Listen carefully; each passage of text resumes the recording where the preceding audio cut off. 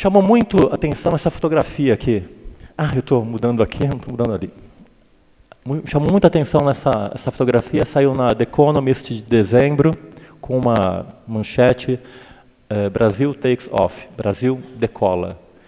Cheguei à conclusão que não foi nenhum brasileiro que propôs essa fotografia. O brasileiro não tem autoestima suficiente para propor uma imagem tão forte, tão criativa e tão grandiosa como essa. Cheguei à conclusão que não foi nenhum paulista também. Se fosse o paulista, certamente não seria o Cristo Redentor, ia ser um MASP, assim, com 2 foguetes, ou coisa parecida. Não seria. E certamente não foi nenhum carioca. Se fosse carioca, tinha a camisa do Flamengo, o Cristo Redentor. Então, carioca não foi também. Enfim, foi alguém com muita sensibilidade para construir uma imagem tão forte como essa. Enfim, esses são os pilares do núcleo que nós estamos trabalhando. A ideia é que a universidade ocupe o seu espaço, que foi desocupado há muito tempo, os professores se acomodaram em seus escritórios, e a ideia é que a universidade consiga, como espaço de confiança, como espaço de verdade, ninguém confia em ninguém. A União não confia nos estados, os municípios não confiam nos estados, os municípios não confiam na União, os fiscos não confiam no contribuinte, o contribuinte confia nos fiscos também. Então, a gente tem que reconstruir um espaço de verdade, de confiança, para poder debater esse tema. E a ideia do núcleo é essa, é estar de dentro da universidade fazendo um diálogo com associações, com as confederações de sindicatos de empresas, de sindicatos, trabalhadores, para conseguir criar diálogo, compreensão, comunicação, do quanto isso é importante para nós. O Brasil está com tudo para crescer. Está crescendo, está todo mundo percebendo isso. Temos Copa do Mundo em 2014, temos Olimpíada em 2016. 2015 não tem nada que nós vamos enforcar, não é? Não tem sentido trabalhar. 2014, 2016 vai ter Copa do Mundo, vai trabalhar 2015 para quê? Então, vamos emendar 2015. Mas o Brasil está em evidência, então é um espaço, um momento muito importante para nós.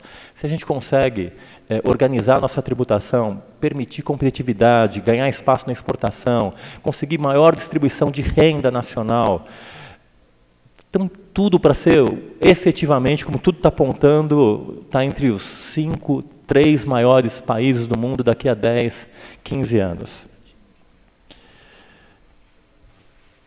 Desafio nosso, essa reforma tributária, um comentário do Richard Bird, quando veio no nosso evento no final do ano, nós perguntamos para ele, professor, quais são os problemas do Brasil, como podemos resolver o problema do Brasil? Ele ficou 3 dias discutindo conosco todos os problemas que nós vislumbramos no Brasil. No final, ele deu essa declaração aí, um tanto quanto impressionante para nós, que eu resumo da seguinte forma. Eu tenho trabalhado nos últimos 5 anos em quase todos os países do mundo, discutindo e conhecendo os problemas tributários desses países. Não há nenhuma novidade em todos os problemas que eu ouvi nesses últimos 3 dias sobre o Brasil. Eu conheço todos esses problemas. Mas na minha vida, nos meus 50 anos, eu nunca vi todos esses problemas juntos no mesmo lugar, ao mesmo tempo e no mesmo país. Então, é mais ou menos essa a nossa situação. O Brasil acabou acumulando uma série de problemas históricos, sem propor reformas, foi juntando problemas como um doente na UTI, que vai tomando remédio, vai tirando sangue, tomando remédio, tirando sangue. Chegou no momento que o doente está melhorando, mas está aquele monte de coisa grudada nele, está tomando um monte de remédio, não consegue sair para correr, para se desenvolver, para crescer. Esse que é o nosso grande desafio. Que sistema fiscal nós queremos? Está aí a capa da The Economist, que é muito marcante essa capa. E aqui está a música tema da reforma tributária, segundo Fernando Rezende. É mais ou menos assim. Ninguém me ama, ninguém me quer, ninguém me chama de meu amor. A vida passa e eu sei ninguém, e quem me abraça não me quer bem. Vim pela noite tão longa de fracasso em fracasso, e hoje, descrente de tudo, me resta o cansaço. Cansaço da vida, cansaço de mim, velhice chegando e eu chegando ao fim. Essa é a música tema da reforma tributária atual até nesses últimos 20 anos. Por que não sai? Mais uma vez, reitero, a União não está interessada, os estados não estão interessados, os municípios não estão interessados e, aparentemente, os seus representantes, aliás, os nossos representantes também não estão interessados. Esse é o nosso desafio. Que sistema tributário nós queremos? Aqui, me parece, está o ovo da serpente. O nosso problema, há um economista brilhante do MIT chamado Daron Acemoglu, que montou uma tese chamada extrativismo fiscal, mostrando em síntese o seguinte movimento histórico. Fez ele, que é um economista, com um historiador de Harvard. Vieram os portugueses para o Brasil e vieram com uma estrutura de força com o Estado pronto. Vieram, instalaram um Estado, apertaram um botão, Estado português, as leis são essas, e começaram um processo de exploração colonial legal, através de leis, as ordenações filipinas. A partir daí, eu tenho uma estrutura de um Estado que submete a sociedade e que governa e determina como vai ser a economia, extrativista colonial, extração de ouro, extração monocultura, determina como vai funcionar o Estado para poder levar mais riqueza para a metrópole. Ou seja, o Estado montado aqui foi um Estado montado de cima para baixo, uma estrutura montada sem que nós montássemos esse Estado. Diversamente, em colônias, aqui tem a coroa que manda, a sociedade que é um enforcado e a economia que serve a esse Estado. Diversamente, aí nessa estrutura o poder vem de cima para baixo.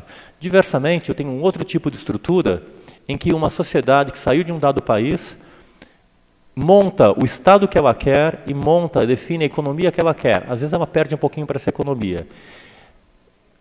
É o tipo de colônia chamada de povoamento que eu tenho no Canadá, Estados Unidos, Nova Zelândia, Austrália, em que é a sociedade que submete o Estado, não o Estado que submete a sociedade.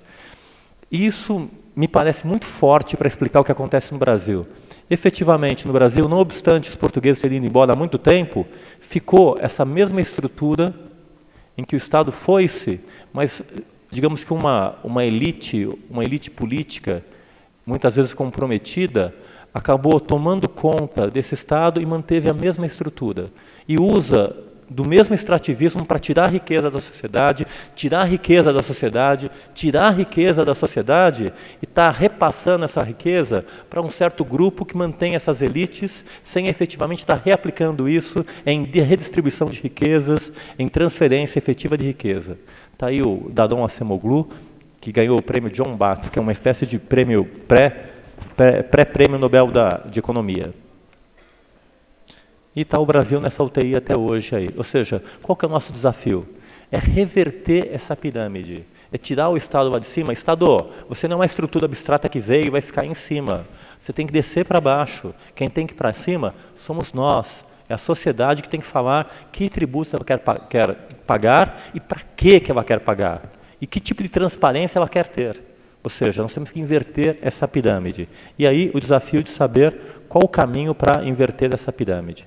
E aí, alguns traços de um extrativismo fiscal, Estado centralizador, que submete e controla a sociedade e a economia, Estado que tem como objetivo extrair e apropriar a riqueza das regiões ricas e transferir para a elite de regiões pobres, sem contrapartida de desenvolvimento, só transfere renda, FPE, FPM, FPE, FPM, e sem transferir riqueza e desenvolvimento. A gente está há 20 anos transferindo riquezas sem ter contrapartida. Não há problema de transferir riqueza. Esse é o caminho federativo para poder criar igualdade e distribuição de renda. O problema é a contrapartida, é ter desenvolvimento. O que a gente não tem visto até agora é nas regiões pobres, é desenvolvimento. Esse que é o nosso desafio. Ou seja, tem que ter contrapartida, tem que ter transferência? Tem. Mas tem que ter como contrapartida desenvolvimento, investimento efetivo. E nós não verificamos isso.